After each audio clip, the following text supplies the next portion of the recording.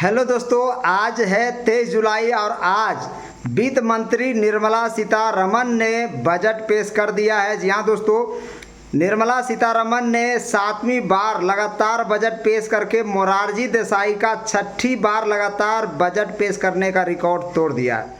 मोरारजी देसाई ने लगातार 6 बार बजट पेश किए थे और निर्मला सीतारमण ने लगातार 7 बार बजट पेश करके रिकॉर्ड तोड़ दिया है, भस्म कर दिया। जी हाँ दोस्तों, लेकिन सरकारी कर्मचारियों को क्या मिला इस बजट में, रेलवे को क्या मिला इस बजट में, आज पूरा डिटेल से बात करेंगे। मेरे चैनल को फिलहाल नए हैं तो लाइक कर दीजिए, शेयर कर दीजिए, सब्सक्राइब कर दीजिए। जी हाँ दोस्तों, पूरा डिटेल हम बताएंगे।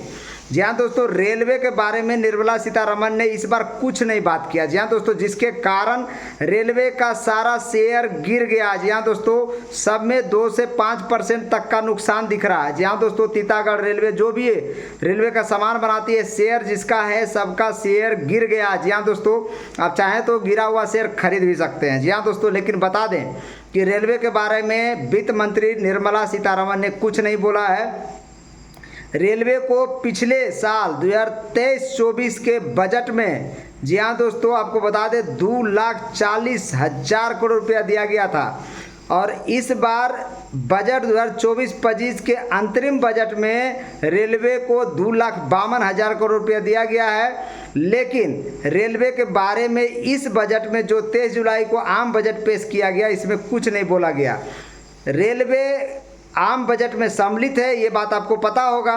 आपको बता दें कि रेलवे में अभी जो जोर दिया जा रहा है मुख्य रूप से पटरियों को सुधारने का काम, नई ट्रेन के बारे में विशेष ज़्यादा नहीं है। लेकिन पिछले बार अंतरिम बजट जब पेश फरवरी में निर्मला सीतारमण पेश किए थे तो 40,000 नया कोच जो है वंदे भारत स्टैंडर्ड का बनाने का अनाउंसमेंट किया था। अमृत भारत जो अमृत भारत ट्रेन है उस स्टैंडर्ड का बनाने का अनाउंसमेंट किया था।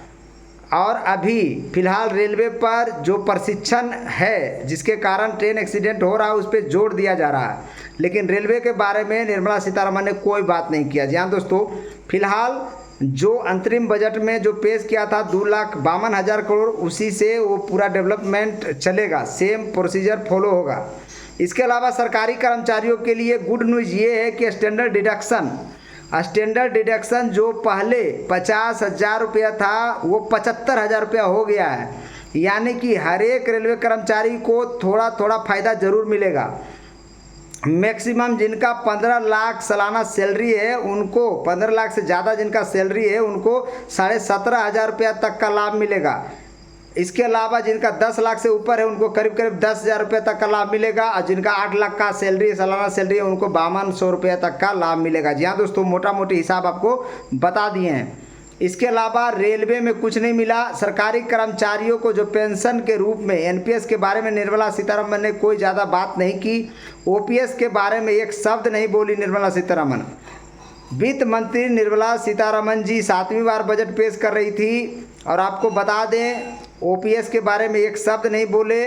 लेकिन एनपीएस में जो पैसा पहले हम लोग का 10% कटता था अब 14% कटेगा। जी हाँ दोस्तों, यानी कर्मचारियों को पहले 10% कटता था, सरकार 14% जमा करती थी। लेकिन अब सरकारी कर्मचारी जितने भी हैं, राजकर्मी हो या सेंट्रल गवर्नमेंट में जो भी नौकरी करने वाले हैं, वेतनभोगी हैं, सबका 14% कटेगा और 14% सरकार देगी। टोटल हो जाएगा 28% एनपीएस में जमा होगा नेशनल पेंशन सिस्टम में।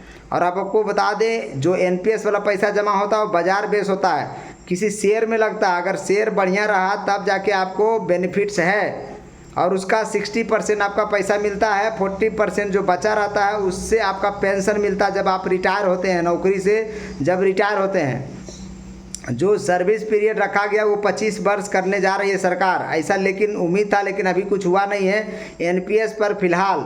और भी कमेटी का रिपोर्ट और भी कुछ उसमें ढांचा चेंज होगा क्योंकि सरकारी कर्मचारी चाहता है ओल्ड पेंशन सिस्टम ही लागू हो, हूबहू ओल्ड पेंशन स्कीम चाहता है सरकारी कर्मचारी। जी हाँ दोस्तों, क्योंकि सामाजिक सुरक्षा दृष्टिकोण से ओल्ड पेंशन सिस्टम ही बेहतर है। ये बात हर एक कर्मचारी जानता है, ये बात सरकार भी जानती है। लेकिन सरकार हर बार कर्मचारियों के साथ आपको बता दें वो जो कोष है राजकीय कोष की घाटा दिखाकर इसको ओपीएस देना नहीं चाहती है।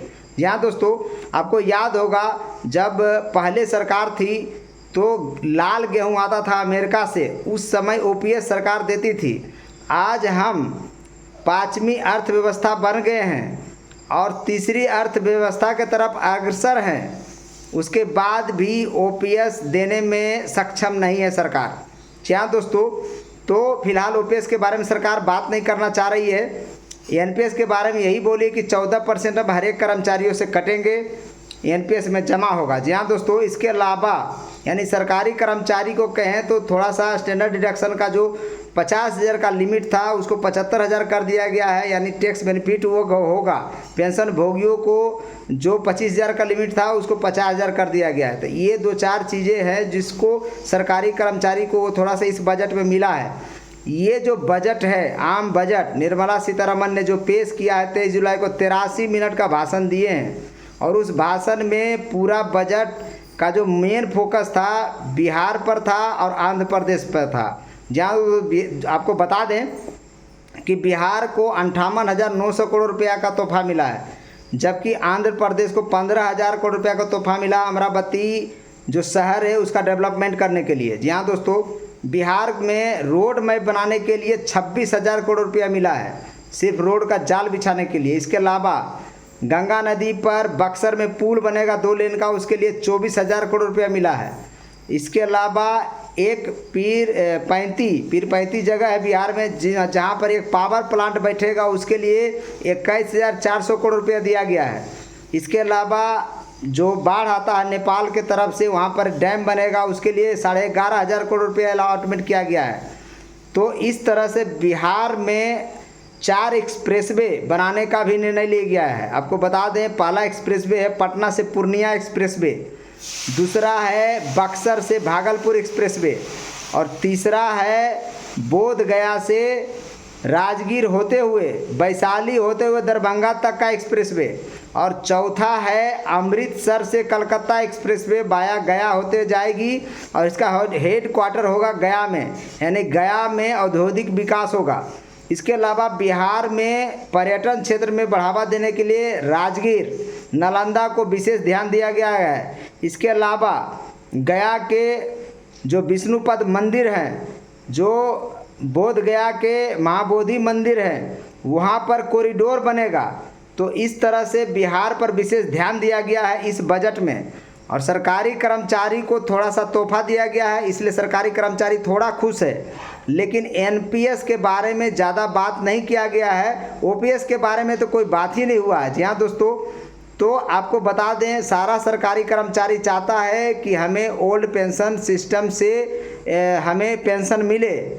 जो आपको पता होगा, सामाजिक दृष्टिकोण से ओल्ड पेंशन स्कीम सबसे बेहतर है, बुढ़ापे का लाठी का सहारा है, लेकिन जिसके बारे में इस बजट में कुछ भी नहीं बोला गया। जी हाँ दोस्तों, आप देखते हैं आगे क्या होता है। फिलहाल सरकारी कर्मचारियों को सिर्फ tax benefit, tax slab change कर दिया गया है। ये बात आपको पता होगा कि 0 से 3 लाख रुपए तक जीरो टैक्स लिया जाएगा। नया टैक्स रेजिम तैयार किया गया है। 3 लाख से 7 लाख तक 5% टैक्स लिया जाएगा। 7 लाख से 10 लाख तक 10% टैक्स लिया जाएगा। 10 लाख से 12 लाख तक 15% टैक्स लिया जाएगा। 12 लाख से 15 लाख तक 20% टैक्स लिया जाएगा। और 30 लाख से 15 लाख से अगर ज़्यादा आपका है, 15 लाख से ज़्यादा आमदनी सालाना है, तो आपको 30% टैक्स देना पड़ेगा। तो इस तरह से नया टैक्स रेजिम, इस बार नया टैक्स स्लैब लागू कर दिया गया है। और ये भी बताया गया है कि नया टैक्स स्लैब अभी जो टीडीआर जो फाइल करते हैं, अगर समय पर आप फाइल नहीं करते तो अपराध के कैटेगरी में नहीं आएगा। तो ये सब कुछ चीज़ें हैं जिसमें विशेष ध्यान दिया गया है। रोजगार पर विशेष ध्यान दिया गया है। 4.1 करोड़ युवाओं को रोजगार देगी सरकार 5 साल में। 2 लाख करोड़ का अबाटमेंट किया गया, 2 लाख करोड़। जहाँ दोस्तों 5 योजनाओं के द्वारा 5 साल में 4.1 करोड़ का रोजगार देगी भाजपा सरकार। इसके अलावा 1 करोड़ युवाओं को इंटर्नशिप देगी, यानी 500 कंपनियों को ये बोला गया है 1 करोड़ युवाओं को इंटर्नशिप देगी ये सरकार, और 5,000 महीना उसको दिया जाएगा। तो इस तरह से रोजगार पर भी ये बजट पूरा आधारित था। और सरकारी कर्मचारी को क्या मिला आपको तो बता दिए पूरा डिटेल, रेलवे को क्या मिला वो पूरा डिटेल बता दिए। उम्मीद था इस बार वंदे भारत के बारे में बात करने का, उम्मीद था इस बार कवच के बारे में बात करने का, उम्मीद था इस बार रेलवे पटरी को सुधार में बात करने का, उम्मीद था इस बार नया रेल देने का, उम्मीद था इस बार रेलवे का आधुनिकीकरण करने का। तो जो पहले से डेवलपमेंट चल रहा है वही डेवलपमेंट रेलवे का चलेगा।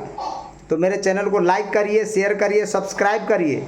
और जो बजट में मूलभूत था जो आपको बता दिए, महिलाओं के लिए भी 3 लाख करोड़ का अमाउंटमेंट किया गया डेवलपमेंट करने के लिए। तो इस तरह से मोटा मोटी कहें तो आर्थिक जो हमारा अर्थव्यवस्था है, 5वीं अर्थव्यवस्था भी है, महंगाई पर कंट्रोल करने का कोशिश किया जा रहा सरकार के द्वारा। फिलहाल मेरे चैनल को लाइक करें, शेयर करें, सब्सक्राइब करें। जय जय भारत, जय हिंद रेलवे।